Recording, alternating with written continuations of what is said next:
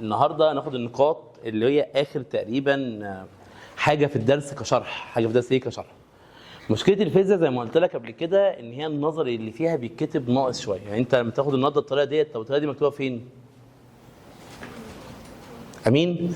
هي جايه نتيجه انت ايه؟ ان انت يقال ان انت فاهم، عشان ايه الكلام واضح. تمام؟ ان شاء الله هتفهم النهارده. هنحل كام مساله يا مستر؟ يعني مش اقل من 25 30 مساله عشان بقى ايه الكلام واضح. فركز معايا لان الموضوع محتاج منك بس يا دكتور ايه؟ ان انت تكون محافظ على تركيزك بس، وتحاول تدوس على كل كلمه احنا بنقولها، وانت هتحل لنفسك النهارده لوحدك يعني. امين؟ طيب تعالى بقى. ايه يا مستر طريقه النقاط اللي احنا بنتكلم فيها ديت؟ طبعا طريقه النقاط يا فندم دي طريقه اتعملت لسبب واحد، وهي ان حضرتك دخلت مساله، فلما دخلت المساله لم تستطع تحديد التوالي ولا التوازي. يعني انت كده بصيت للمساله لا انت عارف تقول ده توالي ولا ده ايه توازي بالنسبه لك. وده كان مشكله مين؟ مشكله الدوائر الكهربيه اللي احنا بنقول عليها شبه معقده. شبه ايه؟ معقده بسبب ان انت مش عارف لا تجيب توالي ولا تجيب ايه توازي. وطبعا حل المساله او طريقه المسائل ديت لازم ايه حلها او شرحها على ايه؟ على مساله. فاجيب لك حتى مساله من الكتاب اهو. نبدا ندخل باول ايه؟ مساله بالنسبه لك صفحه 39. بيقول لك ايه بقى في رقم واحد يا دكتور بالنسبه لك؟ سؤال 26 صفحه 39 رقم واحد. بيقول لي يا مستر الراجل دوت ادي لو انت عندك يا فندم بالنسبه لك ادي مقاومه وادي مقاومه، وهنا يا مستر برضو ايه؟ مقاومه، وهنا يا مستر سلك توصيل منظر دوت، وهنا برضو ايه؟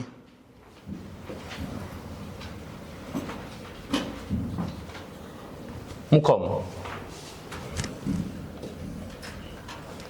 وادي نقطه ايه؟ وادي نقطه بي.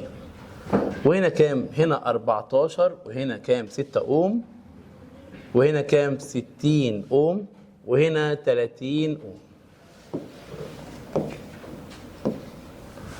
واجي اقول لك هات المقاومه مين؟ المكافاه. واول حاجه زي ما قلت لك عليها، اول حاجه نعمل ايه يا مستر؟ حدد مين؟ حدد النقاط. ادي نقطه، ادي الثانيه، ادي الثالثه، ادي مين؟ الرابعه. واجي اسالك سؤال دلوقتي، هل تقدر تحدد التوالي او التوازي؟ فين؟ كم وكام؟ لا 6 و14 توالي. ماشي دي ماشي مفيش مشكله. 20 و 20 مع مين بقى توازي؟ ولا هوا ولا الهوا. ازاي؟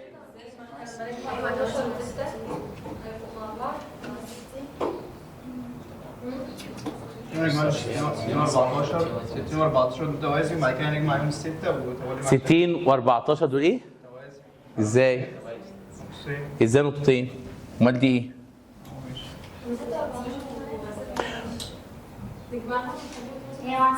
حقوق عليا، انا حقوق عليا اهو. بس ماشي اهو. شو انتوا عاوزين كده يعني؟ اهو يا عم ماشي ريحتك اهو. دول كام؟ 20. اتفضل. ها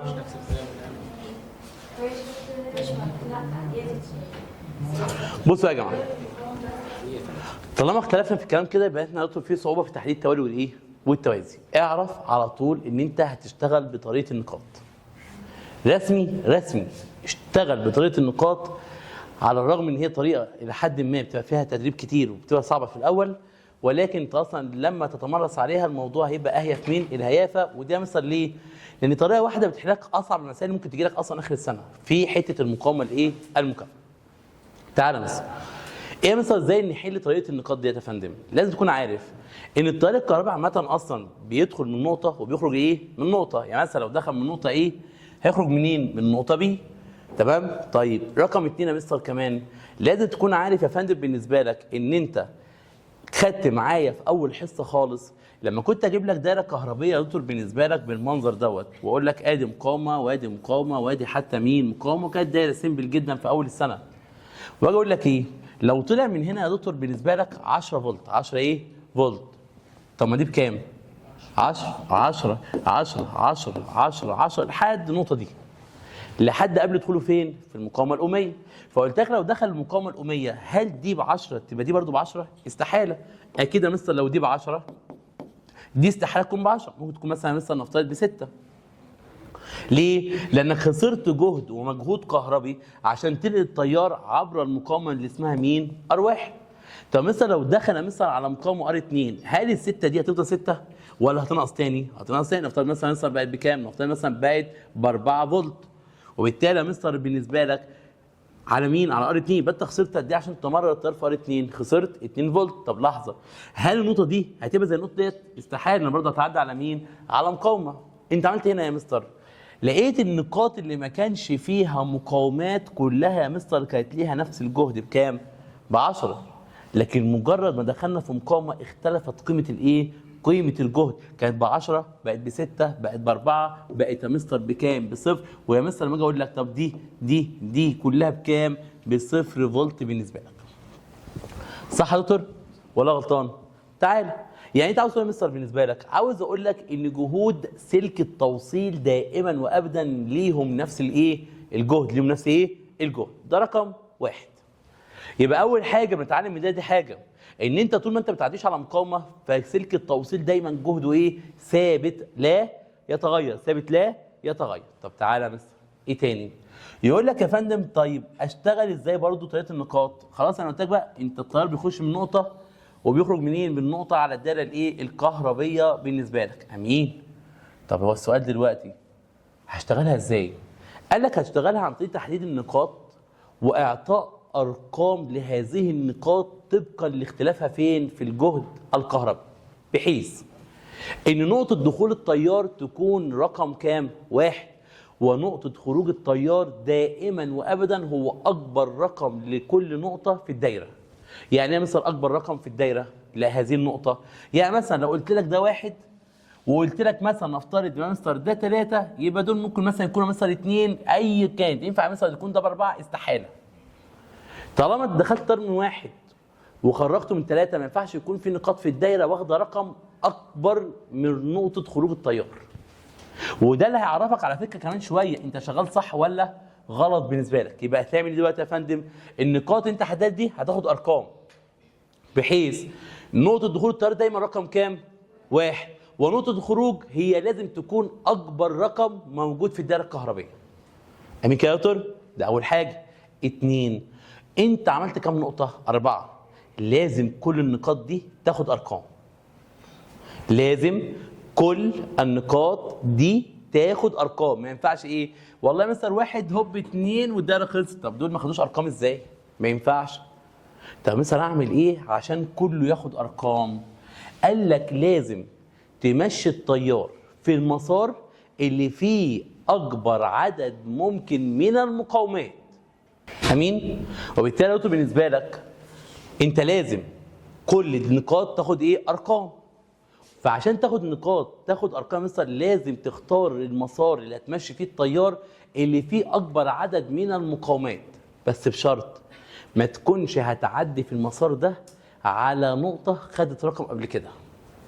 وهتعرف ازاي دلوقتي تاني اهو، بحيث ايه يا فندم؟ ما تكونش عديت على نقطه واخده رقم قبل كده. ازاي مثلا مستر؟ تعالى كان شويه اقول لك. طب مثلا ايه تاني؟ لازم لما تمسك في سلك توصيل خد نقطه بدايه، خد رقم، لازم تسلمه لسلك النهايه او تسلمه نقطه مين؟ النهايه، ياخد نفس الرقم، نفس ايه؟ الرقم. يعني يا مستر يعني انت دخلت من هنا رقم كام؟ 1. مش ده سلك توصيل ماسك في نقطه؟ امشي؟ ما تمشيش، انت لازم تديه هنا رقم كام؟ 1. ليه؟ انت سامع من شويه ان كل نقاط سلك التوصيل متساويه فين؟ في الجهد الكهربي. متساويه فين يا فندم؟ في الجهد الكهربي. فلو دي 1 دي 1 دي 1 دي 1 دي 1 لحد هنا ايه؟ 1. امين. خطوه ثانيه يا مستر بقى، اختار المسار اللي فيه اكبر عدد من المقاومات. واحد يقول لي يا مستر اهو تعال ادي 1 مقاومه بالمنظر ده، صح؟ يعني مثلا اهو همشي كده يا مستر، ولا طب همشي معاك زي ما انت اخترت، همشي معاك زي ما انت ايه؟ اخترت. تعالى كده لما اقول لك يا مستر بالنسبه لك ده رقم كام؟ 1 وده كام؟ 1. طب 1 عدت على مقاومه، هل الجهد هيتغير ولا مش هيتغير؟ هيتغير، بقى كام؟ 2. وبالتالي مستر بقى كام؟ 2، مش 2 فولت، انا بدي ارقام، بدي ايه؟ ارقام، بدايتك دايما برقم كام؟ 1، عدد على المقاومه كام؟ 2. لحظه، لقيت نفسي يا مستر مش دي 2 وده سلك ايه؟ يبقى دي كام؟ التيار خرج ولا ما خرجش؟ بس ارجع بقى راجع حساباتك تاني. هل اول نقطه خد اقل رقم؟ 1. وهل خروج التيار خد اكبر رقم؟ ايوه كام؟ 2. السؤال الثاني، هل كل النقاط اللي في الدايره عندك خدت ارقام؟ ايوه 1 2 1 2 خدت ايه يا دكتور؟ ارقام. ايه اللي حصل؟ اللي حصل مثلا لما عملت نقاط الجهد دوت اكتشفت حاجه مهمه قوي، ان كل المقاومات اللي في الدايره ما بين كام نقطه؟ 1 و2. عارف ده معناه ايه؟ معناه ان هم اصلا كلهم على التوازي. كلهم على ايه يا فندم؟ توازي. ما بقول لك اهو، بقول لك ان هم كلهم بين كام نقطه؟ نقطتين. يعني مثلا اقول دي 1 ودي كام؟ 2. يعني ممكن مثلا اعمل بالمنظر ده، ادي نقطه كام؟ ادي المقاومه الاولى، وادي مستر مين؟ المقاومه الثانيه، وادي مستر مين؟ المقاومه ايه؟ الثالثه. تخيل الرسمه دي هي الرسمه دي. طب ايه اللي خلى الرسمه دي تطلع؟ اسلاك التوصيل. اسلاك مين؟ هي اللي بوظت في شكل الدائره الكهربائيه. يبقى اذا انت كده قعدت صياغه شكل الدائره تاني، من كانت دائره صعبه جدا لدائره ايه؟ سهله جدا. جيت قلت لك يا فندم دي بكام؟ ب 20، وده مستر بكام؟ ب 60، ودي ب 30. اي حد في الشارع يعرف يطلع مين؟ المقاومه المكافئه. يقول لي كده 1 على ار داش 1 على ار 1 زائد 1 على ار 2 زائد 1 على ار كام؟ 3، واطلع مين؟ ار داش فين؟ في الاخر. زي ما يطلع. يبقى مثلا بقى لا نكتب بقى شويه الكلمتين دول. اكتب شويه الكلمتين دول. طريقه النقاط. يا جماعه لسه ده اول مساله، بقول لك انت هتاخد فيها بس لا يقل عن 15 مساله 20 مساله دلوقتي. امين؟ انا معاك اهو ما تخافش، انا لسه هنحل مسائل واصعب من دي كمان، دي سهله. تمام؟ تعالى طريقه النقاط. طريقه مين؟ النقاط.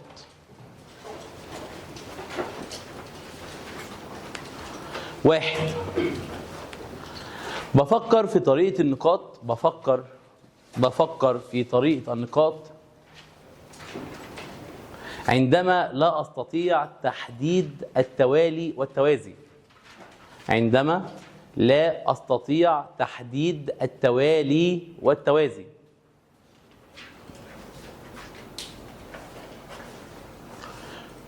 وفي الغالب يوجد في الدائرة سلك توصيل. وفي الغالب يوجد في الدائرة سلك توصيل. وفي الغالب يوجد في الدائرة يا فندم سلك توصيل. رقم 2، لابد أن تأخذ نقطة دخول التيار. لابد أن تأخذ نقطة دخول التيار رقم 1. لابد أن تأخذ نقطة دخول التيار رقم 1، وأن تكون نقطة خروج التيار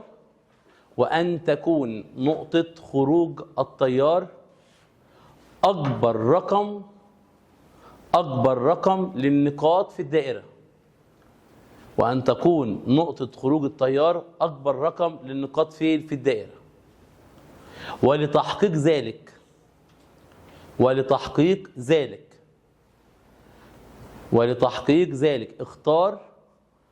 اختار أطول مسار يوجد به مقاومات. ولتحقيق ذلك اختار أطول مسار يوجد به مقاومات، بشرط أن لا تمر على نقطة أخذت رقم من قبل. بشرط أن لا تمر على نقطة أخذت رقم من قبل. أمين؟ رقم كام؟ 3. ويجب أن تعلم أن جهود سلك التوصيل، جهود نقاط سلك التوصيل، ويجب أن تعلم أن جهود نقاط سلك التوصيل متساوية، ويجب أن تعلم أن جهود نقاط سلك التوصيل متساوية. فإذا أخذ في بدايته رقم، ويجب أن تعلم أن جهود نقاط سلك التوصيل متساوية، فإذا أخذ في بدايته رقم فتكون نهايته نفس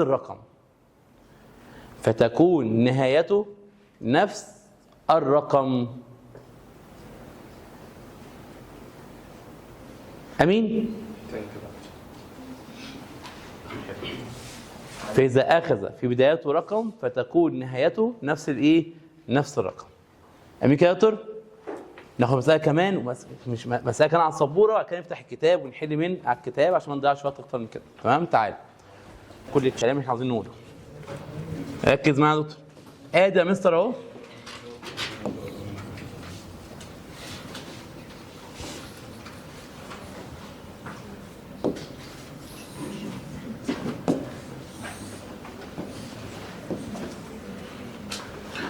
ادي 8 وادي كام 4 وادي كام 8. ده مين A وده مين B. امين يا دكاتره؟ امين. وانا عاوز المقاومه مين؟ المكافاه. اولا مستر بالنسبه لك، هل انت تقدر تحدد التوالي والتوازي؟ انا معاك اهو. لو قادر قول لي. ها؟ مش هتعرف، انا بقول لكم مش هتعرف. وغالبيه المسائل دي بيكون فيها سلك ايه؟ فعلا في سلكين توصيل، ادي سلك من هنا لهنا وسلك من هنا لهنا. ايه اللي يحصل بقى يا مستر؟ هشتغل نقاط. يا مستر دخول التيار رقم كام؟ 1. ايدك ما تتنقلش. ايدك ايه؟ ما تتنقلش، لان طالما بدايته خدت 1 لازم سلك التوصيل نهايته تاخد رقم كام؟ 1. واسال نفسك بقى، دور على اطول مسار يا فندم بالنسبه لك في مقاومات، اكيد مفيش غيره، هو مسار ايه؟ 1. لما اقول لك 1 عدت على مقاومه 8 بقت كام؟ ايدك ما تتشالش، يبقى دي كام؟ طالما اخر نقطه في الدايره التيار خرج خلاص، وطالما اول نقطه خدت اقل رقم واخر نقطه خدت اكبر رقم، وطالما كل النقاط اللي في الدايره خدت ارقام بالنسبه لك، يبقى انت شغال ايه؟ مظبوط 100%. اسال نفسك بقى، الثمانية من كام لكام؟ 1 ل2، والاربعه 1 و2، والثمانية 1 و2. اذا اسلاك التوصيل عملت ايه يا مستر؟ عملت يا فندم خلت كل المقاومات دول على التوازي، يعني الرسمه دي كانها بالظبط هي الرسمه دي بالملي، اللي هي يا مستر هنا اهو، ادي مقاومه 8 وادي مقاومه 8 وادي مقاومه كام؟ 4. 8 4 كام؟ 8. فلما اقول لك 8 على 2 فيها كام؟ فيها 4، و4 على 2 فيها كام؟ فيها 2. تطلع دي كلها بكام؟ ب2 اوم. ما هو 8 و8 ايه؟ متماثلين على التوازي، واحده على عددهم. 8 على 2 فيها كام؟ 4. و4 و4 برضه لسه متماثلين على عددهم بكام؟ ب2. يبقى 4 على 2 فيها كام؟ فيها 2 اوم بالنسبه لك. اطول مسار فيه مقاومات مين؟ في عدد المقاومات. هو مسار 1 ده اهو. واحد يقول لي مثلا لا ما هو مسار اهو، مسار اهو مقاومه، مسار اهو برضه ايه؟ مقاومه. المسار الوحيد اللي كان فيه 3 مقاومات المسار مين؟ الافقي بالنسبه لك. ها؟ امتى؟ صح، برافو عليك، سالت السؤال دوت. امتى الكلام دوت؟ لما يكون اصلا انا عارف احدد التوازي والتوالي. يعني مثلا يا مريم لما اكون عامل كده، ادي مين؟ ادي يا فندم بالنسبه لك اهو.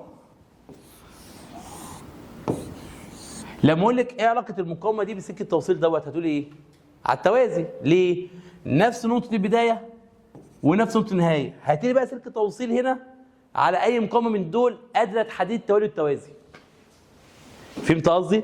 هنا فعلا طبعا هنا يا فندم بالنسبه لك لو دخلت هنا امشي في سكه التوصيل ولا المقاومه؟ لا طبعا في سكه التوصيل، وكده انا لغيت مين؟ المقاومه زي ما خدنا الحصه اللي فاتت دي من ضمن حالات الغاء. بس انت قادره تقولي ان سلك التوصيل ده على التوازي. هل انت قادره تقولي هنا ان سلك التوصيل ده على التوازي؟ استحاله. واصل؟ عارفه يا دكتور ممكن اصلح لك حاجه، بس حاجه بسيطه قوي. عارف لو انا جيت عملت بالمنظر دوت وقمت اعمل لك سلك التوصيل من هنا لحد هنا، طز طبعا هشيل برضه تحت منه، برضه هشيل مين؟ هشيل دوت كده اهو اهو، وعملت لك الدايره تخيل بص الدايره بقت بالمنظر ده. هل دول اصلا داخلين معاهم في الخدمه؟ ابدا، الطريقه يمشي فين؟ في سكه التوصيل اللي فوق، لان قادر احدد التوالي وايه؟ التوازي. بلاش، عارف لو شلت السلك اللي تحت، لو انا شلت اهو السلك تحت اهو يا فندم، وقمت عامل لك عامل بص من هنا لحد هنا، لغيت دول بس. واصل؟ بس انا قادر احدد هو توالي ولا توازي، طالما قادر تحددي كان بها، يمشي في طريقه ويسيب ايه طريق تاني. لكن لما عمل لي من هنا لهنا، فين بقى التوصيل التوازي هنا؟ خالص مفيش، لان اصبحت هنا في كذا نقطه، اتعملت كذا ايه نقطه، وبالتالي مش قادر احدد ان دوت على التوازي مع دوت، لا، ولا قادر اعرف اصلا كمان. واصل؟ تعالى يا دكتور. ايه تاني؟ نفتح بقى الكتاب ونشوف الامثله اللي موجوده فين في الكتاب، وهم كسروا الصراحه يعني كتير. تعالى.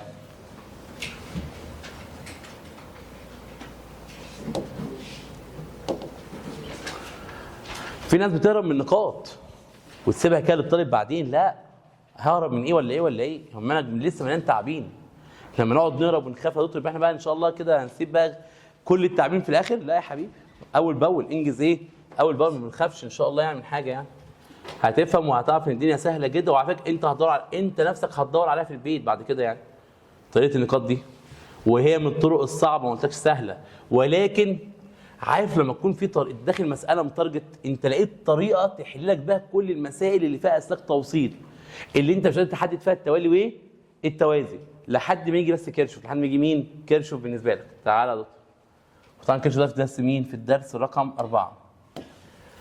تعال اسال نفسك، مستر انا دخلت على المساله اعمل ايه؟ اول خطوه تعملها على طول حدد لي مين؟ النقاط اولا. اهو كلامنا واحد ما بيتغيرش.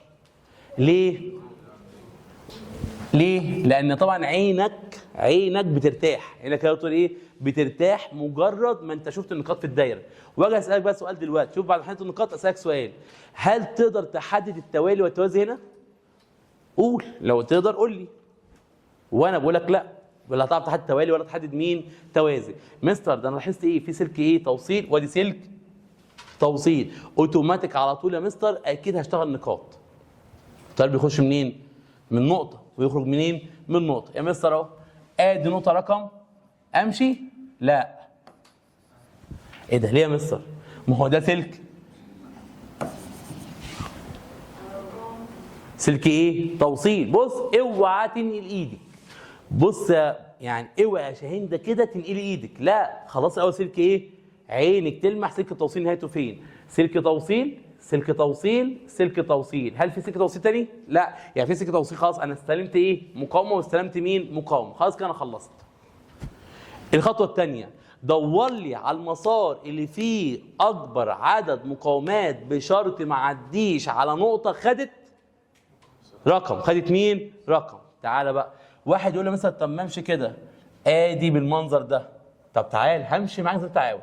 واحد عدد على المقاومه بقت كام؟ 2، و2 هتبقى هنا كام؟ ادي يا مستر 2. طب ما دي هتبقى كام؟ خرجت.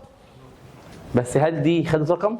يبقى انا اخترت مسار غلط. يعني عاوز اقول لك في الامتحان انت ممكن تعرف لوحدك انت صح ولا غلط لما تلاقي في نقاط لسه جوه الدايره ما خدتش ايه؟ ارقام. اعرف ان انت مش ماشي مظبوط كده، في حاجه غلط في عندك في الشغل. لان فعلا اطول مسار يا مستر بالنسبه لك هو المسار اللي في النص.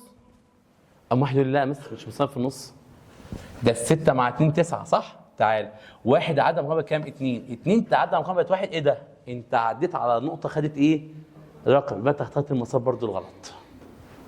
يبقى ما ينفعش اخد المسار ده، ما ينفعش اخد المسار ده. ليه؟ لان هتعديني على نقطه خدت.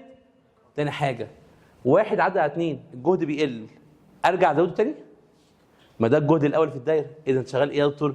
مش مظبوط. اذا يا مستر برضو انا اخترت ايه؟ مسار غلط. لقينا المسار الوحيد اللي ينفع امشي فيه واطول مسار بالنسبه لي ومش هعدي على اي نقطه خدت رقم هو فين؟ اللي في النص يا مستر. واحد عدى على المقاومه كام؟ 2 عدى على المقاومه كام؟ 3. يبقى دي برضو كام؟ 3 عشان ده سلك ايه؟ توصيل.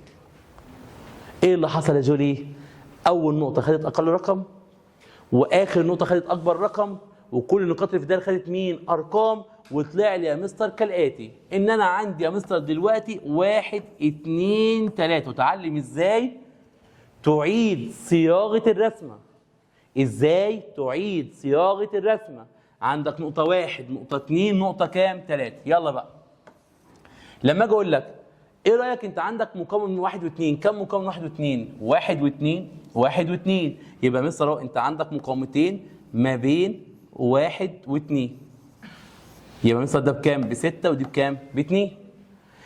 لو سمحت اشطب عليهم كده عشان ما تنساهمش، عشان ما تنساش ان انت تاخدهم تاني يعني. طب مستر انت عندك من 2 و3؟ انت عندك هنا 2 و3 كام؟ 1 ونص. يبقى هنا يا مستر في كده 1 ونص. اشطب عليها. طب عندك ايه تاني من 1 لكام؟ يبقى يا مستر من 1 ل3 اهو يا فندم. وده يا مستر من 1 ل3 انت عندك مقاومتين، واحده ب 18 واحده بكام؟ ب9. لو اي حد في الشارع قلت له اشتغل لي المقاومات دي قلبت مساله بالاختزال. يعني يا مستر بالنسبه لك تعمل ايه؟ دول توازي مع ده توالي. مستر 6 في 2 ب 12 على 6 في 2 بكام؟ 8 يديك كام؟ 1 ونص. 1 ونص 1 ونص يديك كام؟ 3. طب 3 مع ال 18 مع ال 9 يبقى 1 على ال 18 زائد 1 على ال 9 زائد 1 على ال 3 بيساوي 1 على ار ايه داش. واش اقلب الرقم واخد الار داش. امين؟ خلصنا؟ لسه انا خليك النهارده تخرج لازم تكون هاضم الكلام دوت. ليه يا مستر؟ لان طبعا ما بيجيش اصلا في الامتحان غير المسائل دي. اختزال ليه بس اجيبه لوحده لما هو ممكن اضرب عصفورين بحجر ايه؟ ما هو في الاخر برضه اشتغلت اختزال. يبقى انا كده شغلت لك كل المقاومات الايه؟ المكافاه وكل الطرق. ها يا دكتور؟ ايه؟ الاختزال 6 و2 يا باشا توازي. يا حبيب قلبي انت عندك كام نقطه في الدايره؟ 1 2 3. من 1 و2 في كام مقاومه؟ 6 و2 وتوازي. ما 1 و2. طب 2 و3 في كام مقاومه؟ واحده. 1 ونص. من 2 و3 1 ونص واحده. طب من 1 و3 عندك ال 18 وعندك كام؟ 9. على فكره ممكن اعمل لك اصلا بدل ما اعمل لك كده اهي ممكن اعمل لك الاثنين جنب تحت ورا بعض كده عادي يعني مش تفرق من ازاي. فاهم قصدي؟ انت مش لازم يعني انا بس عشان بس اوسع لك الرسم بس اكتر. واصل؟ تعال. ايه تاني يا مستر؟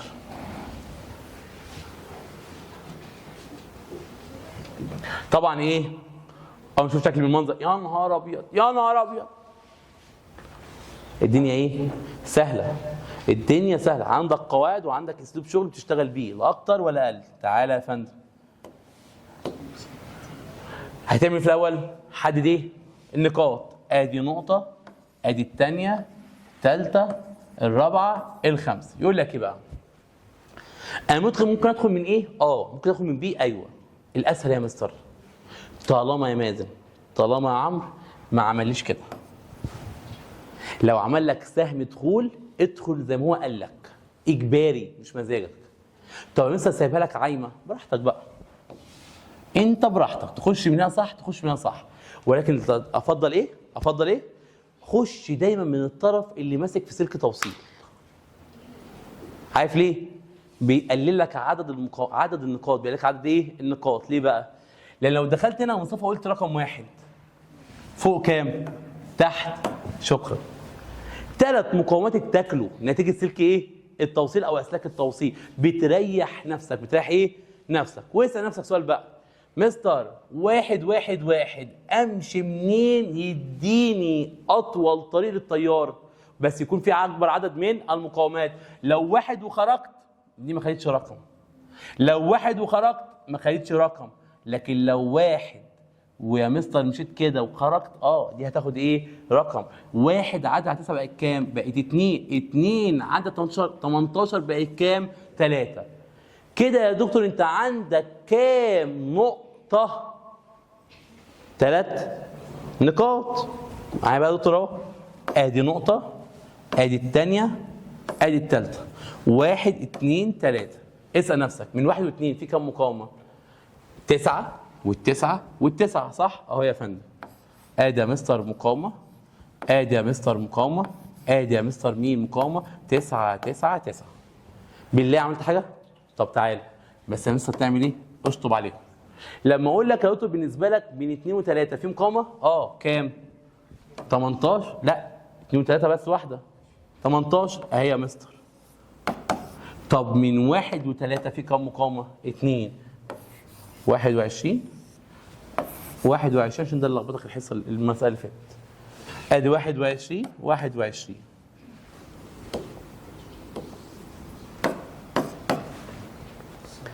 ايه اللي انا عملته يا فندم؟ حاضر هحلوها واسمعك تاني خالص مش مشكله. ايه اللي انا عملته؟ 9 3 فكام؟ 3 18 21. طب 21 يبقى 21 3 فكام؟ ف 7. اتفضل يا مالك. هو يعني ايه بالرقم ليه بنختار اطول سلسله وفي نفس الوقت اطول طريق مسار فيه اكبر عدد مقاومات، بس بشرط ما يكونش هيخليني اعدي على النقاط خدت رقم من قبل. يعني ايه بقى الحته اللي اهي زي ما عملنا هنا يا دكتور.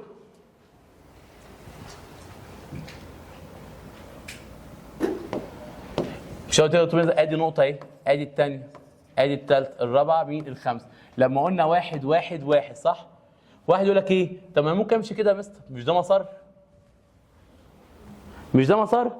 فلما جيت امشي كده يا دكتوره، واحد عدد مقاومه بقت كام؟ 2 تعدي على مقاومه تاخد كام؟ ما هي واخده اصلا. غير كده وكده، هو مش هنعدي على مقاومه الجهد بيقل. ينفع يرجع يزيد تاني يبقى واحد تاني؟ ما ينفعش. واصل؟ يبقى انا اخترت ايه؟ مسار غلط، ارجع افكر تاني اخد المسار الصح. انت اصلا مع الوقت انت عينك هتجيبها في ثانيه، تمام؟ تعال. بس هو في مسألة تانية ما ينفعش نخش من ايه؟ نخش من ايه يا فندم؟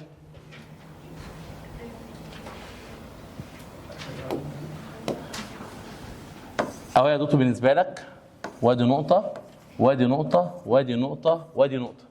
لما اقول لك يا فندم النقطه رقم كام؟ 1. فين المسار اللي فيه اكبر عدد مقاومات؟ شكرا، في النص. ما هو اما كده يا اما كده يا اما كده. في كام مقاومه؟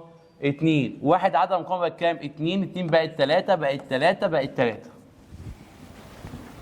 ليه اللي تعالى واللي فوق ده مش 2؟ ازاي 2؟ يعني ازاي 2؟ 2 تعدى على المقاومه بقت كام؟ 3. عشان ده سلك توصيل. واصل؟ ولكن عملت حاجه، انا بس انت عارف انك عملت ايه؟ انت بدل ما كان هنا 3 مقاومات هنا هيبقوا الناحيه الثانيه. تعال نجرب كده يا فندم.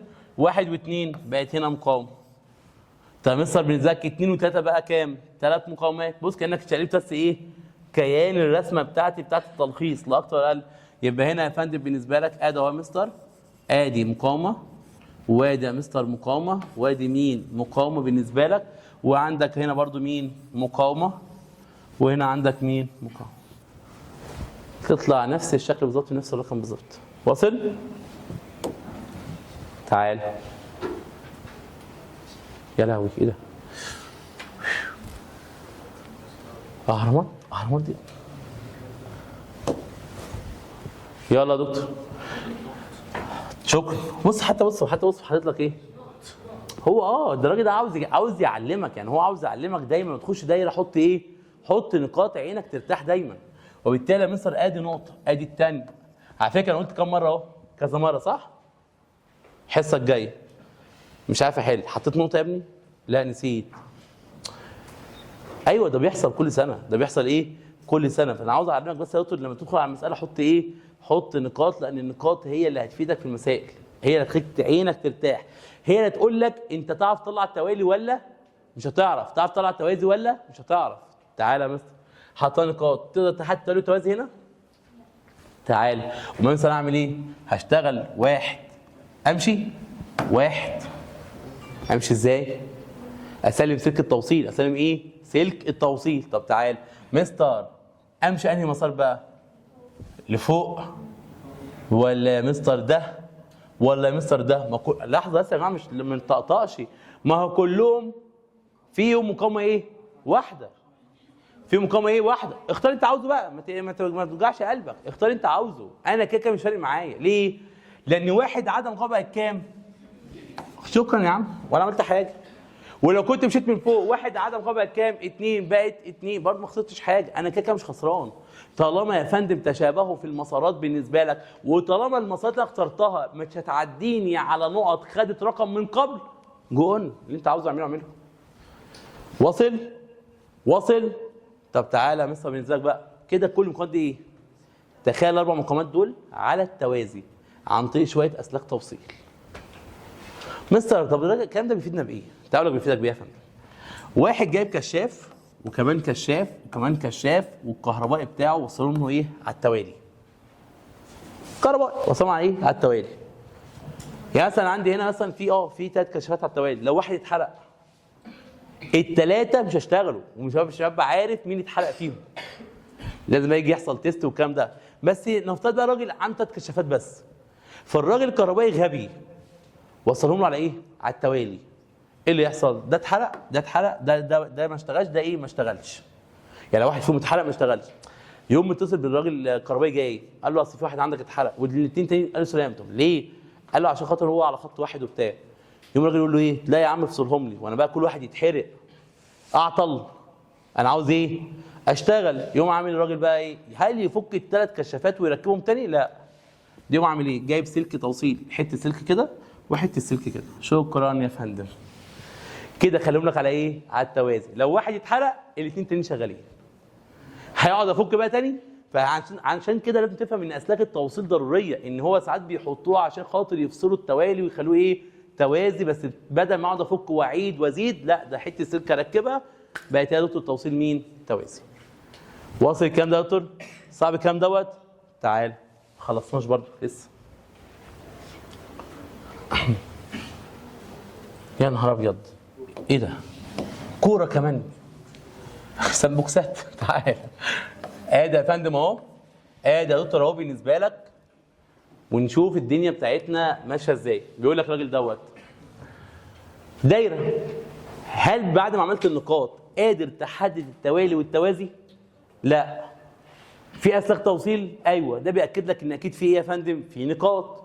اشتغل ازاي؟ ادخل من بي ولا من ايه؟ براحتك. انا بقول لك اهو براحتك، بس دايما خد الطريق اللي فيه اسلاك توصيل. مستر من هنا في سلك توصيل ومن هنا في سلك توصيل، فعشان كده جو اون براحتك اللي انت عاوز تعمله اعمله. ها من فوق ولا من تحت؟ من تحت. تعالى من تحت. هعمل 2. ادي نقطه رقم كام؟ امشي؟ ابدا. سلمت سلك التوصيل، اسال بقى نفسك، اختار اطول مسار. امشي كده مقاومه، امشي كده مقاومتين، امشي كده مقاومه. لا همشي كده مثلا عشان كام مقاومه؟ مقاومتين. طب تعالى كده، 1 عدت على 3 بقت كام؟ 2 عدت بقت كام؟ طب ما دي هتبقى كام؟ هل عندك نقاط في الدايره ما خدتش ارقام؟ لا. طب هل اكبر رقم نقطه خروج التيار؟ ايوه. طب اقل رقم نقطه دخول التيار؟ ايوه. ايه اللي يحصل؟ يقول لك انت عندك كده مستر 1 و2 وعندك يا مستر بس، يبقى انت عندك مقاومه 1 و2 اهو يا مستر، وعندك مقاومه 2 و3 اهي يا مستر. 1 ادي 2 ادي 3، وعندك يا مستر بالنسبه لك 1 و3 كم مقاومه؟ ادي 1 و3، 1 وكام؟ و3. لحظه، ده فين كان مقاومه اهي؟ في 2 و3 يا جماعه، 4 وكام؟ و12. يبقى انت عندك 4 وعندك كام؟ 12، وعندك 1 و2 كام؟ 3، وعندك مقاومتين 1 و3، واحده ب 12 اسف معلش 3، وعندك يا فندم بالنسبه لك كمان مقاومه اهي، وعندك يا مستر بالنسبه لك كمان مقاومه اهي. اظن المنظر ده اي حد يعرف يشتغله. ازاي انا مستر اهو؟ ما انت عندك دي بكام؟ دي ب 12 ودي ب 12 ودي ب 6. خلص دي بقى 4 في 12 ب 48 على 16 فات 3، 3 و3 كام؟ 6. خلص 6 مع 6، 6 مع 6 كام؟ 3، وال 12 مع 12 فات 6، 6 في 3 على 6 زائد 3 تطلع بكام؟ ب 2 اوم. امين؟ ده لما دخلنا منين؟ من تحت. تعالى نعمل من فوق بقى كده.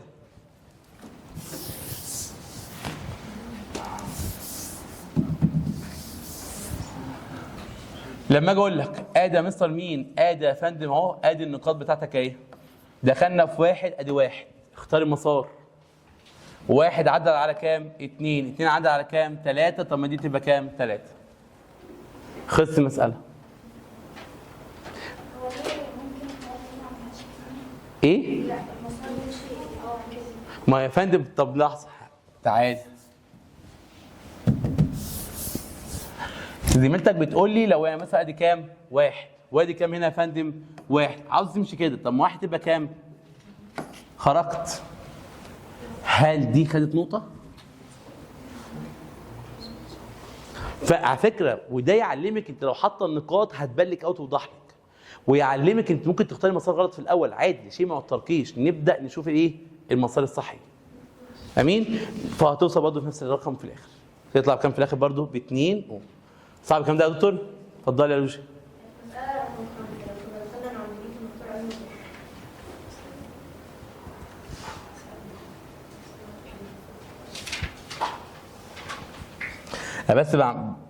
انا بس عشان حتى يطمئن قلبك ان طريقتك شغاله زي الفل، تمام؟ النقطه رقم كام؟ 1. ودي كام؟ عشان سكه توصيل. امشي منين؟ دي 1 ودي 1 بس، ودي ايه؟ 1 براحتك، ودي 1 اللي انت عاوزه. لو قلت 1 و2 اهي 1 و2 ما دي 2 خلصت. وهيديكي نفس الارقام نفس كل حاجه، كلهم من 1 و2 فكلهم برضو على التوازي. مش فارقه يا جماعه، مش فارقه. انا بس بقول لك دايما يعني ايه بي مش فارقه طالما انت شغال مظبوط. ها ليه واحنا في رقم 6 لما اشتغلنا من بي للايه؟ لما اشتغلنا بلاك فوق ليه ما اخترناش الطريق ده؟ انهي طريق ده يا فندم؟ اللي هو 6 و4 و12. 6 احنا هنلعب في الدايره بقى. 6 و4 وكام كده؟ 6 و4 و12. ايوه.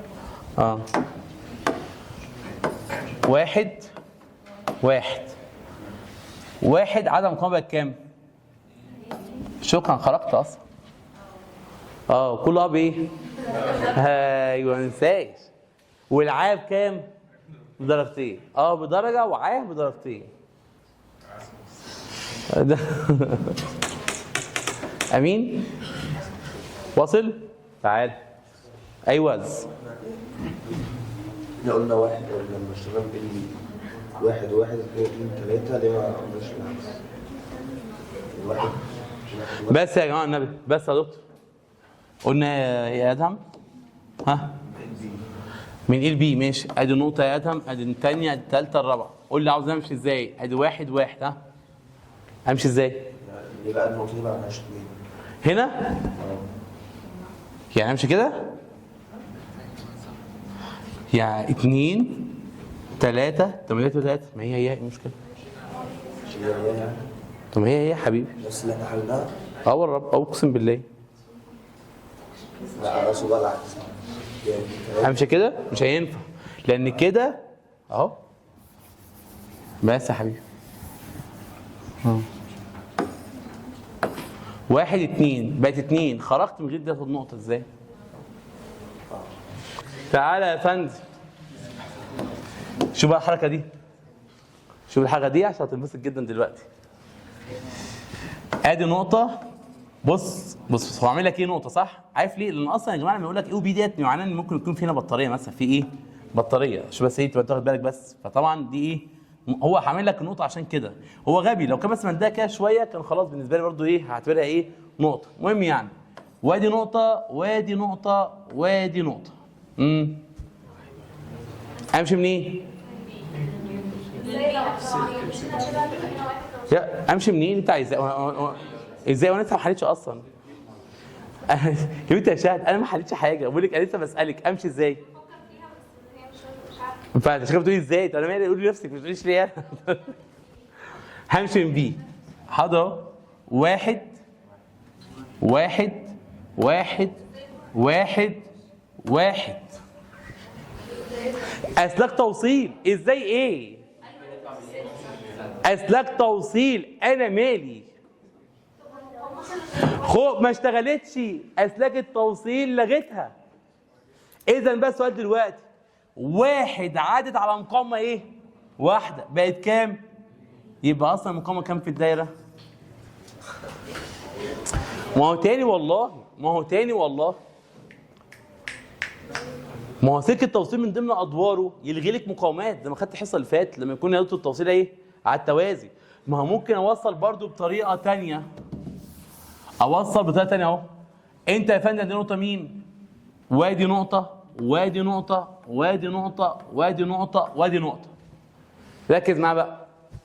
انت عاوز تخش من بي براحتك. اخش من ايه؟ اعمل لك من ايه المره دي؟ تعالى من ايه؟ ادي مين؟ عدت على مين؟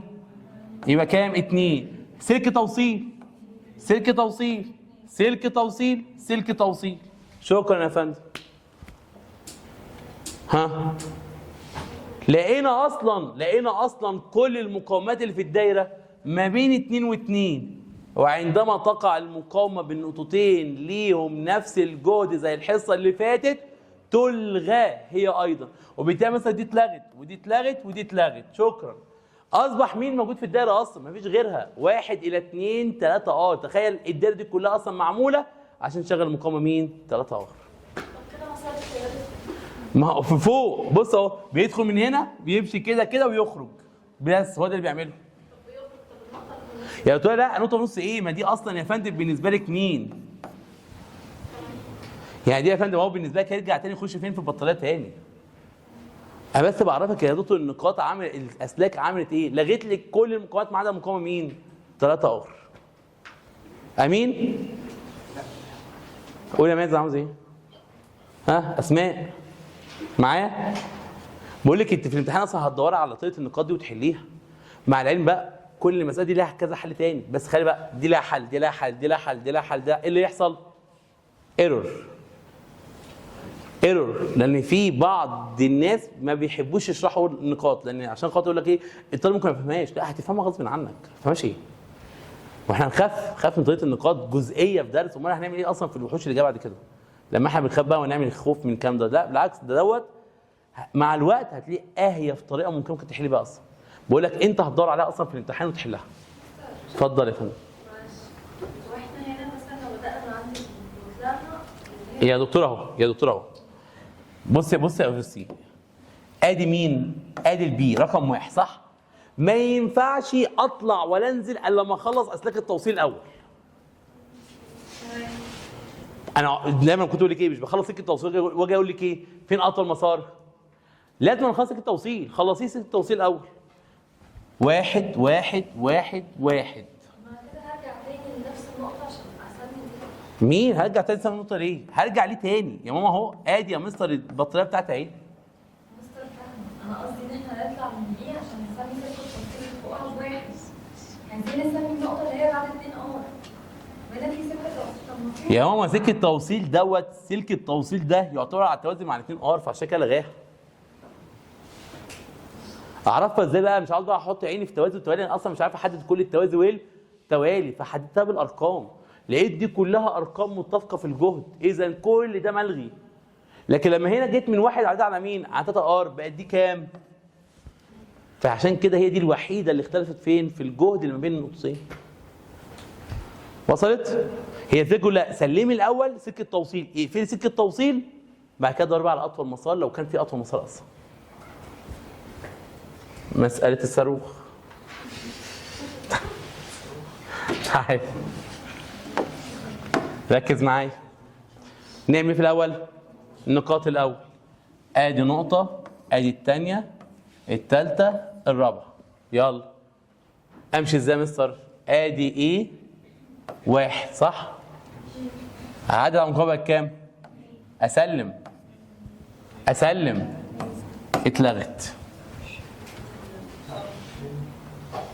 اتلغت. اصبحت مساله اهيف من الهيافه. ليه يا مستر؟ ما هو 2 عدت على المقاومه بقت كام؟ 3 عدت بقت كام؟ 4. شكرا يا فندم. عيد بقى الصياغه. 1 2 3 4. 1 و2 في منهم كام؟ ال 30 اوم صح؟ يبقى مستر هنا في 30 اوم. مستر 2 و3 كام؟ 2 125. ادي يا مستر واحده ب 100 وادي بواحده ب 25. مستر 3 و4 كام؟ 60 اوم. بس يا عم مسألة طلعت اهيف من هيافة، ما فيهاش أي حاجة، مجرد إن أنت حضرتك يا فندم اشتغلت بطريقة إيه؟ النقاط، واشتغلت صح بالنسبة لك لا أكتر ولا أقل. واصل؟ ها؟ واصل؟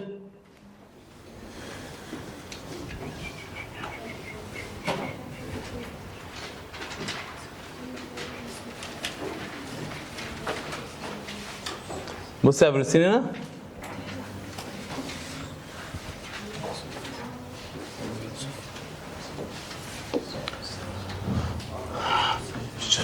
شوف بقى اللي هيحصل دلوقتي. بلح، الدايره كلها بلح.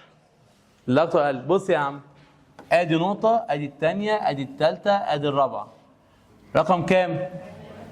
1 1. ايه ده؟ ده خرج خلاص. هعمل لك هو ايه؟ سلك التوصيل خرج مين؟ التيار بالكامل.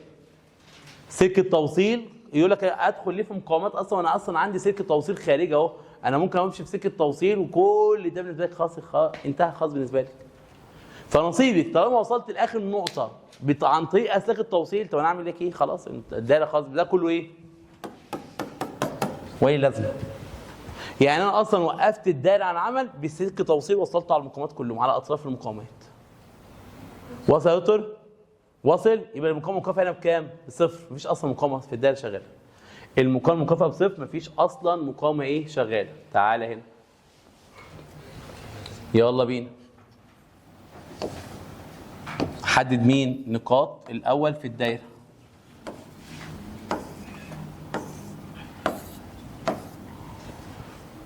امين؟ مستر عادي بقى. رقم كام؟ هنا في سكه توصيل مفيش. اختار بقى اطول مسار فيه مقاومات. يقول لي يا مستر والله 1 2 3 افضل من 1 2 افضل من 1. والله غلطان في كام دوت؟ ها غلطان؟ تعالى معايا بقى. معايا مش معايا؟ يبقى 1 عدت على مقاومه بقت كام؟ سلم سلك التوصيل.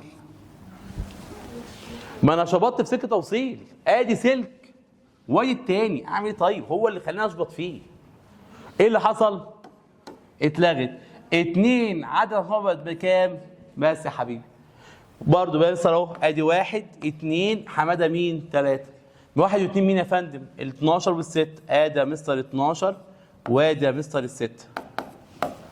مستر 2 و3 كام؟ ال6 و15. ادي يا مستر ال6 وادي يا مستر مين؟ ال 15. 1 و3 كام؟ 14. بس يا حبيبي بقت مساله اهيف من الهيف.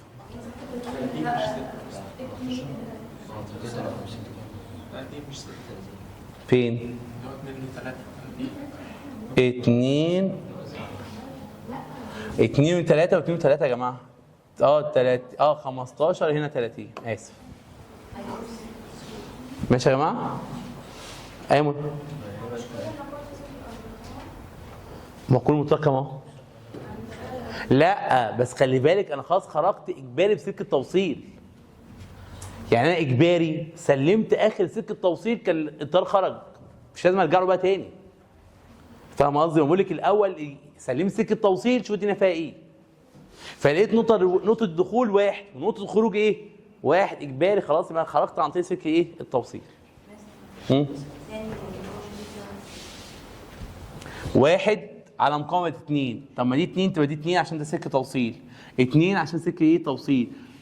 مقاومه بين النقطتين لهم نفس الجهد تلغى ولكنها موجوده اصلا. امين؟ هسيب لك دي ودي تشتغل فيهم في البيت. ما خلصناش برضه. فاكر الحصه فخدنا ايه؟ خدنا مسائل المفاتيح والطريقه بالاختزال. ناخد بقى مفاتيح والنقاط. امين؟ ركز معايا يا دكتور. ركز معايا. لما اجي اقول لك بقى يا فندم ما المقاومه المكافئه قبل وبعد غلق المفتاح؟ والله مثلا تخلي ده مفتوح زي ما هو كده. اذا ده كانه مش موجود، يعني ده كانه ممسوح بالنسبه لك. لحظه بقى، لو دوت انا لاغيه اهو. يعني دوت انا لاغيه، ده كده انا لاغيه اهو مش موجود اهو يا جماعه. المقاومه المكافئه بكام؟ مش دول على التوالي؟ ب9. امين؟ فيها مشكله؟ طب جينا قفلنا يا فندم بالنسبه لك، حدد بقى مين النقاط الاول. تعالى مثلا ايه ده؟ مش دي مقاومه على التوازي مع سلك توصيل؟ تطلع برضه بكام؟ ب9. مش دي سلك التوصيل دي نقطه بدايه ودي نقطه نهايه، والمقاومه نقطه بدايه ونقطه، يعني اصلا دي بقى ايه حالات الغاء مين؟ المقاومه. لا يا مستر معلش انا مش فاهم برضه. عادي 1 1 صح؟ مش دي برضو مقاومه بين نفس نقطتين للجهد، فبرضو ايه هتتلغي ملغيه بغض النظر انت بتعمل لازم تتلغي. يبقى 9 وكام؟ 9 و9. تعالى معايا. وهي ملغيه كده، وهي اسف مفتوحه بالمنظر دوت. مستر وهي مفتوحه كده على فكره انت عينك بس مش جايباك، بس لازم تجيب عينك ازاي اهو اهو. وهي مستر بس اهو، مش دي يا فندم نقطه ودي نقطه، دول ايه توازي مش محتاجه، بس ممكن عينك ما تكونش جايباك، عينك ما تكونش ايه جايباك، دول اصلا ايه توازي. يبقى مستر اقول له ايه 4 على 2 فيها كام؟ فيها 2. اقفل بقى. لما اقفل يا فندم بالنسبه لك الله ينور عليك. ليه بقى اهو واحد مش واخد باله. تعال النقطه رقم كام؟ سلم سلم سلم. ايه ده؟ بص يا دكتور دخل من نقطه 1 وخرج من نقطه كام؟ 1. ما في سكه توصيل، هو اللي عمل كل دي كلها، فعشان كده المقاومات كلها تلغى تبقى بكام؟ بصفر. وايه؟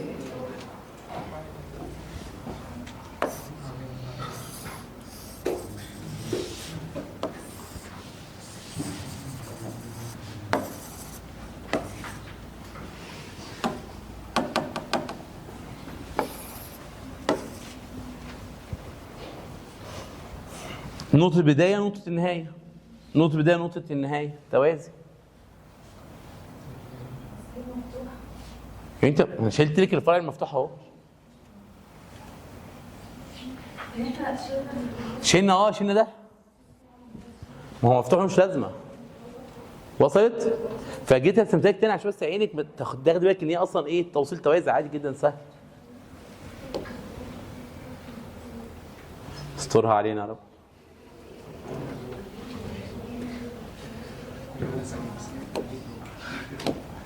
بص يا فندم وهي مفتوحه شكلها ايه ده يا مستر ايه ده؟ بص يا جماعه لما يعمل لك سلك ويعمل لك بالمنظر ده كده يعني بيقول لك السلك معدي السلك مش لاحمين في بعض.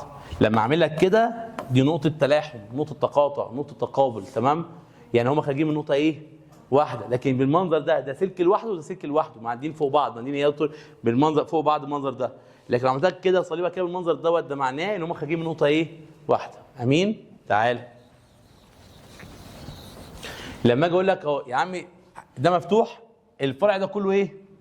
بالسلامه، ما يعني مش ملوش دعوه بينا. ادي مستر اهو هرسمها لك تاني اهي. وادي مين 12 اوم، وادي مين يا فندم 6 اوم، وادي مين 12 اوم. عملنا حاجه؟ وادي مستر مين اهو السلك هو بيتكلم فيه. ادي 6 وادي مين 12 وادي 12 وادي مين 6 وادي 12. امين؟ حدد بقى النقاط كده. ادي نقطه وادي نقطه، خلي بالك دي ده مش ده سلك، وادي مين نقطه وهي مستر خرج من هنا يبقى ده ايه؟ نقطه. تعالى بقى مستر 1 هعدي على المقاومه بقى، اوعى ايدك تشيلها، يبقى دي كام؟ هعدي على المقاومه بقى كام؟ شكرا يا فندم. اصبح عندك مقاومتين ما بين 1 و2 اللي هم 12 وكام؟ 6 على التوازي. واصبح عندك مقاومتين ما بين 2 و3 على التوازي، والاثنين كلهم في الاخر على كام؟ على التوالي مع بعض. يعني لما اجي ارسمها مثلا ترسمها كده اهو، ادي يا مستر مقاومه، وادي يا مستر مين؟ مقاومه، وادي يا مستر ايه؟ مقاومه، وادي يا مستر ايه؟ مقاومه. ادي مين هنا يا فندم؟ ادي يا دكتور هنا 6 و12 و6 و12. ده في حاله وكده توالي بقى. لا التمانية كلهم. ما لغيتها في الاول البتاعه مفتوحه. نغلق بقى يا فندم، نغلق.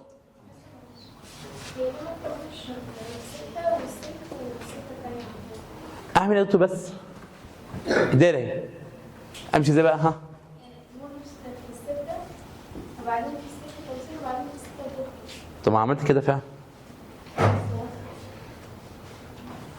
1 عدت على القناه كام؟ 2 بقت كام؟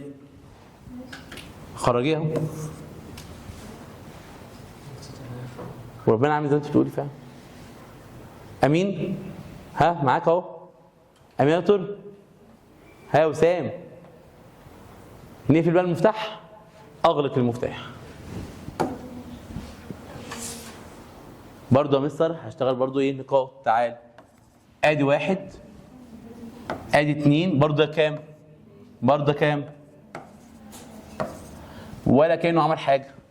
عارف كل اللي عمله ايه؟ زود لك مقاومه. يعني زود لك مقاومه من 1 لكام؟ كل اللي اعمله هاجي من هنا لحد هنا واحط مين؟ مقاومه كمان، اللي هي كمان قيمتها بكام بقى؟ بس يعني انت فاهم قصدي؟ ولا كان عمل حاجه. يعني لما فتح المفتاح في الدايره دي او قفلها، هو بس كل فكره لما قفل دايره ده قفل المفتاح حط فرع مقاومه كمان بس، لا اكتر ولا اقل، اللي هو كام يا دكتور؟ 1 وكام؟ و3. امين؟ جيت يا اسامه معايا؟ معايا؟ طيب تعالى يا دكتور. مين دي صح عليها الدور؟ ملغي. هو ايه؟ ملغي دلوقتي. هنشتغل هو ملغي الاول. وهو ملغي يا مستر مش محتاج اصلا اشتغل توالي ولا يعني مش محتاج اشتغل نقاط اصلا. ليه ده كله يعني مستر؟ تعالى يا حبيبي. مش يا باشا مش ده كده توالي؟ يبقى دول كام اصلا؟ طب ال 30 مع ال 15 توازي بكام؟ ب 10. ما هو 30 في 15 على 30 زائد 15 بكام؟ ب 10. يعني ممكن اشيل الفرع اللي فوق ده واشيل ده واحط ده له كام؟ 10. خلي بالك بقى دي ما بقتش نقطه لان شلت الفرع اللي فوق. لما اقول لك ال5 وال10 توالي 15 مع 15 7.5. مساله عاديه جدا زي مساله اختزال عادي جدا. في ناس متنحه عادي جدا، تنح براحتك. انا اعصر نفسي ليمونه واعملها لك تاني. يا نهار ابيض عيني ولا غيركم عشان ما بحبش ايه. طيب انت بتعمل ايه؟ تعالى يا عم. 15 15 كام؟ 30 صح، برافو عليك. اشيل ده كده واحط ده له كام؟ 30. وده كام؟ 15. 30 و 15 ايه؟ توازي، برافو عليك. الحلاوه دي شاطر. يبقى هنا كام؟ 10. امين؟ وايه ده؟ 5 و10 بقت ايه؟ ايه سبحان الله، برافو عليك. اهو يا والله انت انا شايف العين الطلبه انت بتعمل ايه؟ 15 5 مع 15 يا دكتور توازي، يبقى دول كام؟ 7. يلا الله اكبر، برافو عليكم. تمام؟ نكمل. اغلق السفينه. غلقنا مين؟ المفتاح. اغلقنا المفتاح. طلع لك سكين توصيل، ادي سلك وادي سلك، مش واخد بالي، حقك اعمل نقاط. عينك هترتاح فعلا. ادي سلك فوق سلك ايه؟ تحت. قادر بقى هنا تحدد توالي توازي، اخرك تحدد مين اللي فوق بس، صح؟ ماشي، بس مش قادر تحدد الكل. طب اعمل يا مستر؟ اشتغل نقاط. 1 امشي انهي مسار يا مستر؟ لو مشيت ده مقاومه. طب مشيت ده يا مستر بالنسبه لك؟ ما هو يا مستر مقاومتين. طب ما ده برضو يا مستر، وده على فكره بالنسبه لك مقاومه. يعني خلي بالك ده كده مقاومه.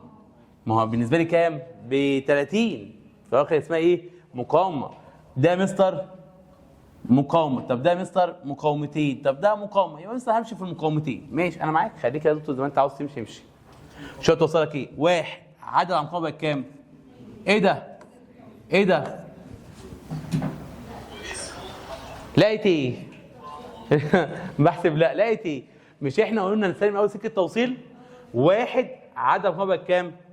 2. طب ما دي تبقى كام؟ طب ما دي تبقى كام؟ لان دي كلها اسلاك توصيل. ايه اللي حصل؟ بقى عندك كل المقاومات ما بين كام؟ 1 و2. بس خلي بالك دي ما بين 2 و2، فعشان كده 5 ايه؟ اتلغت. امين؟ ايه اللي حصل بقى يا مستر؟ تعالى كده يا حبيبي. ادي مقاومه 1 و2 وادي 1 و2 وادي 1 و2. شكرا شكرا شكرا. ده كام هنا يا مستر؟ فوق يا مستر هنا 30 وهنا يا مستر كام؟ 15 وهنا كام؟ 15. 10 في 15 على 10 زائد 15 150 على 25 فكام؟ ف6 اهو. صعب الكلام ده يا دكتور؟ فتبان لك مساله النقاط صعبه، ولكن هي مساله من المسائل الحلوه قوي، والمسائل اللي انت لو انت فهمت وتمرست عليها بقول لك هتدور عليها. صدقني هتدور عليها. بس يا مستر ماشي. تعالى بقى. هل يا مستر طريقه النقاط دي بس؟ طريقه النقاط دي بس فقط لما نلاقي اسلاك توصيل؟ لا، انا قلت لك في الاول ايه؟ لما تكون مش قادر تحدد التوالي او التوازي، غالبا لما يكون هناك اسلاك ايه؟ توصيل. طب مثلا النقاط دي ممكن نستخدمها تاني؟ طبعا، حتى لو ما كانش موجود اسلاك توصيل، حتى لو ما كانش موجود اسلاك مين؟ توصيل. خلي بالك في المسائل اللي دي كان شويه هي لازم تكون متجانسه بنسبه 100%. يعني لو ما عملش فيها بعض الحاجات الدايره ايه اللي يحصل لها؟ يحصل قفله في الدايره. ازاي انا مستر؟ تعالى المساله دي مثلا بالنسبه لك لما اجي اقول لك ايه؟ ادي يا مستر اهو، ادي مين؟ مقاومه، وادي يا مستر مين؟ ادي مقاومه،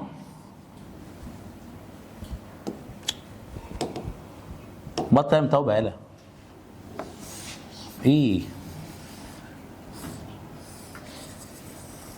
تمام؟ وادي يا مستر اهو،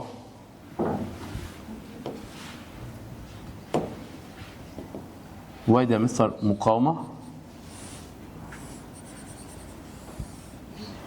وادي يا مستر ايه؟ مقاومه. الدايره دي ما تتحلش الا اذا كان قال لي ده ار، ده ار، ده ار، ده ار، ده ار، ده ار. لازم تكون كل المقاومات متماثله. بص عمل ايه؟ لازم تكون مقاومات متماثله عشان خاطر ايه يا مستر؟ تعالى اقول لك. مش دي نقطه، دي نقطه، ودي نقطه، ودي نقطه، ودي كان برضو ايه؟ نقطه، صح؟ لما اجي اقول لك مثلا في اسلاك توصيل مفيش اسلاك توصيل، طب هتمشي في انهي مسار؟ يقول لك والله مثلا عندي المسار ده ار مع ار، والمسار ده ار مع ار، والمسار ده كام؟ ار واحده. طب امشي في انهي مسار يا مستر؟ لقينا عندي مسارين دلوقتي، لقيت عندي ايه؟ مسارين. كان في المسائل الثانيه دايما بتلاقي مسار واحد هو اللي ممكن تمشي فيه. طب امشي في انهي مسار؟ يقول لك هتمشي في مسارين. ازاي؟ اصل يا ابني يا حبيبي لما اجي اقول لك دلوقتي انا يا فندم جهدي كان رقم كام؟ 1، عديت على ار خسرت جهد معين، خسرت جهد ايه؟ معين، فبقيت رقم كام؟ فتقول لي مثلا طب لحظه، طب ما انا برضو كنت رقم 1 عديت على ار زيها بالظبط، فالمفروض اخسر نفس الايه؟ نفس الجهد، فده مثلا هيبقى رقم كام؟ 2. تأكد انت صح بس الاول، خرج الطيار بس يا جماعه الاول. 2 عدت على ار بقت كام؟ طب ما 2 عدت على نفس الار بقت كام؟ 3، يبقى انت شغال مظبوط. ايه اللي حصل بقى يا فندم؟ لقيت يا مستر بالنسبه لك ان المقاومه اللي بينهم ديت مقاومه بين نقطتين بنفس الايه؟ الجهد، فعشان كده دي اللي حصل لها تتلغي. تخيل بقى، تخيل ده ما ينفعش يحصل اصلا، تخيل وده ما ينفعش ايه؟ يحصل. لو جيت قلت لك يا فندم دي 2 ار وقلت لك يا دكتور بالنسبه لك دي كده 3 ار، ايه اللي يحصل مثلا؟ لا ما هو انا عديت على 2 ار وار، صح؟ وهنا عديت على ار وكام؟ 3 ار. هل الفرع ده هياخد مني زي الفرع اللي فوق؟ لا طبعا. وعشان كده يا مستر ما كانش كده. هنا هتعرف يحصل ايه؟ بيو قفله. ليه يا مستر زي قفله؟ يعني مستر الدايره مش هتشتغل بالوضع الطبيعي بتاعها بسبب ان هو اصلا ما عملكش دايره متجانسه، ما حققلكش دايره ايه؟ متجانسه بالنسبه لك. وعشان كده مستر نعمل ايه يا فندم بالنسبه لك؟ لازم يا مستر يكون الراجل ده قايل لك المقاومات ايه؟ متماثله. دي لما تتلغي، تعالى بقى الغيها كده. دي يا مستر لما اتلغت بالمنظر دوت اصبحت مساله اهيف من هيافه. اللي فوق اصبحوا ايه؟ توالي، واللي في النص توالي، وهم كلهم مع بعض توازي اهو. ار وار ب 2 ار، وار وار هو 2 ار مع ال 2 ار توازي بكام؟ بار. وار مع الار توازي نص مين؟ نص ار. يبقى الار داش هتساوي مين؟ نص ار. صعب كام ده يا دكتور؟ صعب كام دوت؟ طب تعالى بقى.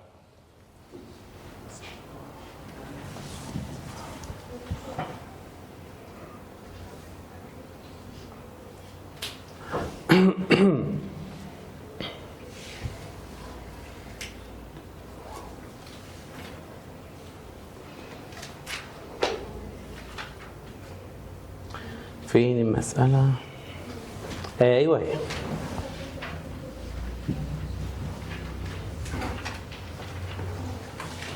بيقول لك الاشكال التاليه تمثل 4 دوائر كهربيه، 4 دوائر ايه؟ كهربيه.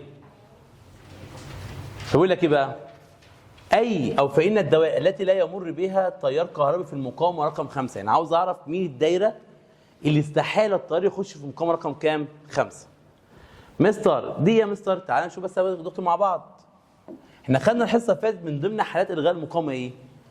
لما الاقي يا مستر بالنسبه لك مقاومه او فرع مقاومه ما بين مجموعه مقاومات نسبتهم تساوي نفس نسبه مقاومات مين؟ الثانيه. يعني مثلا كنت بقول لك ايه؟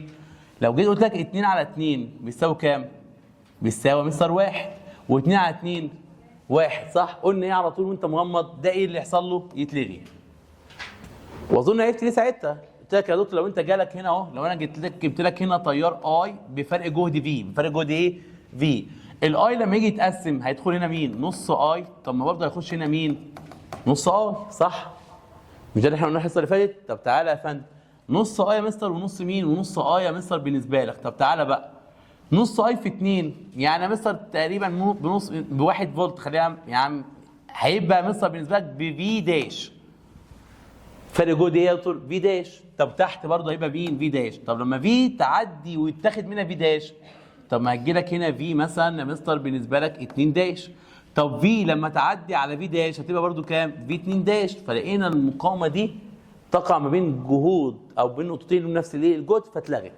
فقلت لك خدها قاعده وامشي بقى ايه على طول كده، لما يكون النسبه دي على دي بيساوي دي على دي، او دي على دي من تحت لفوق بيساوي من تحت لفوق، يبقى اذا تلغي المقاومه اللي فين؟ اللي في النص. اذا يا مستر دي ملغيه يعني لا يمر بها تيار. وده اللي احنا قلناه في اخر الحصه الايه؟ اللي فاتت لو تفتكر. معاك يا دكتور؟ طب تعالى هنا.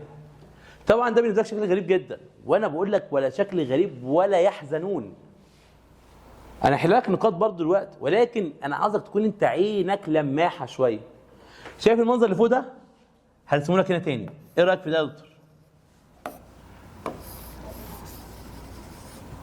وقمت جاي من هنا مستر اهو، بس جبت لك دي كده. مش الشكل ده هو الشكل ده؟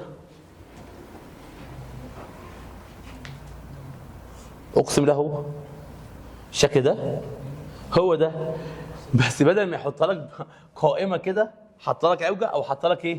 افقيه. بيضحك عليك والله، بيضحك عليك. يا بص السك ده هاتي كده بقى ايه؟ قوس. والسك ده هاتي كده بقى ايه؟ قوس. عمل لك نفس شكل الدايره. واصل؟ بيلعبك وايه؟ عمال يلعبك لا اكتر ولا اقل. وبالتالي مستر 6 على 6 بيساوي 6 على، فالخمسه ملغيه. اذا لا يمر فيها ايه؟ تيار كهربي. بلاش يا مستر لا والنبي، لا والنبي. انا عيني اصلا بشوف بالعافيه. يعني مش عاوز اقول لك احنا يعني كلنا شيش بيش. اشتغل لي النقاط كده. تعالى يا دكتور. ادي مثلا نقطه وادي نقطه وادي نقطه وادي نقطه. يسالك ايه؟ لازم تكون الدايره متجانسه. سؤال دلوقتي، هو لما يعدي على السته دي واحد، عدد بقى كام؟ فتقول لي مستر ليه اعدي من فوق؟ طب ممكن اعدي من هنا، لان لما يعدي يا مستر على السته برضه هيكون كام؟ ما هو عدى من فوق على 6 ومن تحت برضه على ايه؟ على 6. يبقى مستر يبقى كام؟ يبقى 2. السؤال دلوقتي ايه اللي حصل ديت؟ فكده او كده هي ملغيه، سواء بطريقه النقاط او حتى لو انت كنت لماح وعرفت ان الشكل هناك هو نفس الشكل مين؟ الشكل دوت. امين؟ وده امتى يا مستر يحصل؟ لما يكون يا مستر بالنسبه لك الراجل ده هيتجزأ على مقاومتين بالتساوي غصب عنك، وانت ايه؟ فاولا مش قادر تحدد لا توالي ولا توازي. ما انا عمري ما هعمل نقاط وانا اصلا قادر احدد التوالي وايه؟ التوازي. انا بقى امتى بشتغل بالنقاط؟ لما اكون مش قادر احدد لا توالي ولا توازي. هل انت هنا قادر تحدد توالي وتوازي اصلا؟ لا، فاشتغلت بالنقاط فطلعت نفس النتيجه. ان الخمسه ام ايه؟ ملغيه. طب تعالى هنا. اطلع ازاي يا دكتور؟ اهو انا جيت هنا بقت 2، جيت هنا هتبقى 2 برضه. اهو ما اللي تحت برضه 2 على 6 بقت كام؟ طب ما 2 6 برضه بقت كام؟ 3. يبقى كام مظبوط؟ ايوه، يعني كلامك هيبقى مظبوط غصب عن اي حد لسبب واحد، عشان بقول لك لازم يجيب لك الدايره متجانسه. امين؟ طب تعال قادر تحدد هنا توالي وتوازي؟ يعني انت قادر تحدد هنا اهو توالي وتوازي؟ تعالى يا دكتور. لا يا مستر. طب نعمل ايه؟ التيار الداخل من هنا مثلا هيتجزأ صح؟ المفروض تكون انت لماح بقى، عينك تلمح كده فوق وتحت وكل حاجه. دخلت فين؟ بقت كام؟ بقت 2. واحد يقول لسه طب لحظه، طب ما انا برضه هدخل هنا فين؟ يبقى هنا كام برضه؟ ايه اللي حصل ديت؟ واصل؟ هو لازم يا مستر يا باشا لازم، ما ينفعش يجيب لك دوائر غير متجانسه، لازم. طب مثلا ايه في امتحان؟ مش انت فاهم ان ده غير متجانسه؟ سيبها لحد اخر الامتحان. لان اكيد هتبقى غلط، ده لو فعلا هي دايره غير متجانسه هتبقى ايه؟ غلط ساعتها. تعال بص بقى هنا، اظن ده الشكل الطبيعي. بس لاحظ بقى 3 على 6، هل هي 6 على 3؟ لا طبعا. طب يا مستر 6 على 3 هي 3 على 6؟ لا طبعا. وبالتالي يا مستر اكيد يا دكتور بالنسبه لك غصب عنك اكيد ممكن يخش هنا ايه؟ تيار، لان يا دكتور دي ليست واقعه على النقاط المتفقه في الجهد. السؤال دلوقتي مثلا عارف تساله، طب يا مستر هو يدخل تيار ازاي ويتجزأ ازاي؟ مين يجاوبك بقى على الدوائر المعقده دي؟ انت فعلا مش قادر تحدد التوالي ولا عارف تجزأ. مين يرد عليك هنا؟ العالم الجليل كيرشوف، حلال العقد. ده ايه بقى؟ حلال العقد. هيديك طريقه تعرف تجيب اي 1 واي 2 واي 3 ويجيب كل التيارات الموجوده في الدايره. عشان يعمل نقاط. ولا عمرك هتعمل نقاط ازاي؟ خلاص انت لحد هنا ستوب بقى. لحد هنا ايه؟ انت ستوب. انت ستوب في ايه؟ ان الدايره يا مستر بالنسبه لي كده، بالنسبه لي لحد النهارده، لحد حصه النهارده غير متجانسه. لا، كيرشوف هيثبت لك ان هي متجانسه عادي جدا، هيخش فيها تيار وهتبقى عارف التيار جاي من هنا ولا جاي من فوق. هنا هيبقى ليه اتجاه ايه؟ واحد. مين بقى يرد عليك؟ كيرشوف في الدرس الكام؟ الرابع. وده اللي كنت بقوله لك، ان كل ما هتمشي في الفيزياء اكتر كل ما انت معلوماتك هتستفيد بها ايه؟ اكتر. لا اكتر ولا اقل. واصل؟ يبقى اهو كده خلاص هيخش هنا تيار، قيمته بكام؟ مش هتعرف. طريقته بكام؟ مش هتعرف. مين حلال العقد اللي هيجاوبك؟ كيرشوف. لما تعمل بقى 3 معادلات وتحلهم على الاله الحاسبه بتاعتك. واصل؟ واصل يا دكتور؟ صعب الكلام دوت؟ ادي يا فندم كمان بيثبت لك اهو ازاي كمان حالات الغاء مين؟ حالات الغاء المقاومه. في بعض بقى التناتيش الصغيره اللي عاوزين نتكلم فيها. ما بقول لك انت النهارده كده انا بالنسبه لي كنظري انت خدت النظري وبزياده كمان، يعني انت اصلا بالنسبه لك انت مش ناقصك حاجه تاني. اللي جاي ناقصك بقى افكار مسائل. انت خلي بالك، بس خلي بالك انت خدت ايه؟ اختزال لوحده، مفاتيح واختزال، نقاط لوحدها، نقاط ومفاتيح، توزيع الجهد لوحده، تجزئه التيار لوحدها، حالات الغاء المقاومه لوحدها، ما اعرفش. انت بتاخد كل حاجه ايه؟ لكن لسه ما جمعتش وربطت كل ده ايه؟ ببعض. هو ده بقى اللي ناقصنا في الشغل بتاعنا. ان انت ازاي تربط كل الكلام ده بايه؟ ببعض. هو ده من اول الحصه الجايه ان شاء الله. امين؟ تعالى بس. من الحاجات برضه يا فندم بالنسبه لك اللي يجي بالك يقول لك ايه؟ يقول لك يا دكتور بالنسبه لك انا مديك مثلا شويه مقاومات متماثله، شويه مقاومات ايه؟ متماثله.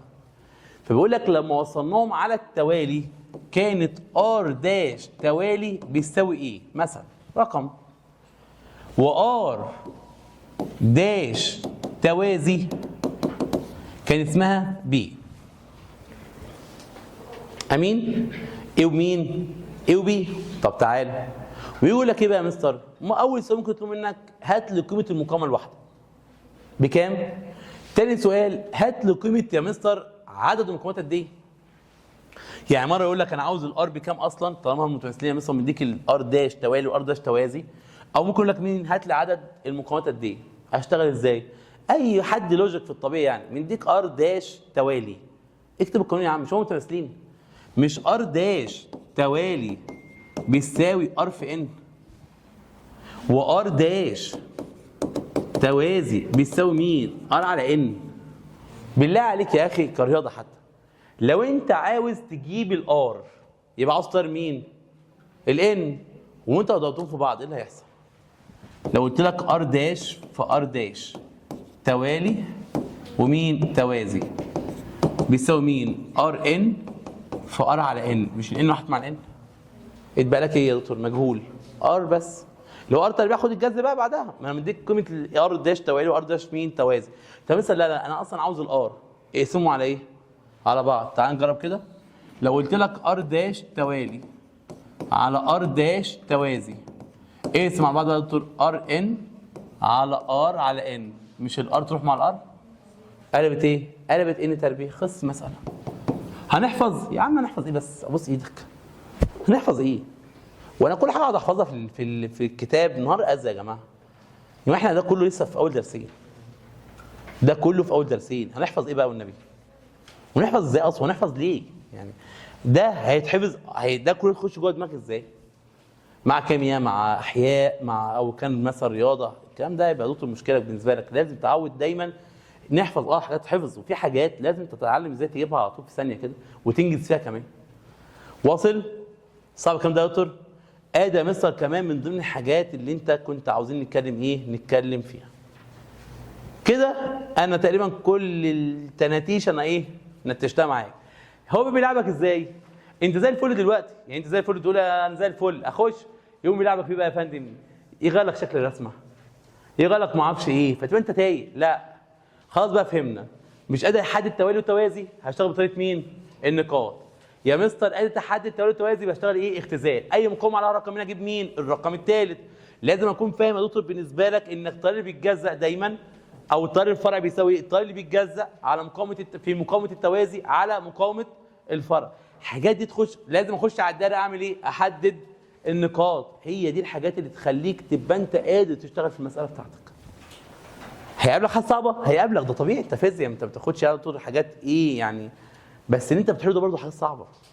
يعني انت بتحله ده اصلا وعمال تدوس فيه معايا دوت برضه حاجات صعبه، فانت ما بتاخدش حاجه سهله. انا على فكره انا باخد السؤال على بعضه، نقيت حاجه فيه ولا باخده على بعضه؟ باخده على بعضه. فعشان كده انت عندك واجب لحد المساله رقم كام؟ ما اعرفش، انا قلت لهم لحد هو في الستينات. هتاخد واجب لحد يا دكتور بالنسبه لك 65. هو انت مش هيقابلك حاجه صعبه، هيقابلك. يعني انت عارف مثلا السؤال الصعب اللي هيقابلك ايه؟ سؤال 65. وهتيجي تعيط هنا، مستر ازاي وما اعرفش منين وجاي منين وراح فين. يبقى اذا في ثقافه جديده تتعلمها، ازاي تقرا الفولتميتر وازاي تقرا مين؟ الاميتر. اللي هيتطور معاك جدا جدا جدا قراءات الاميتر والفولتميتر في الدرس رقم كام؟ 3.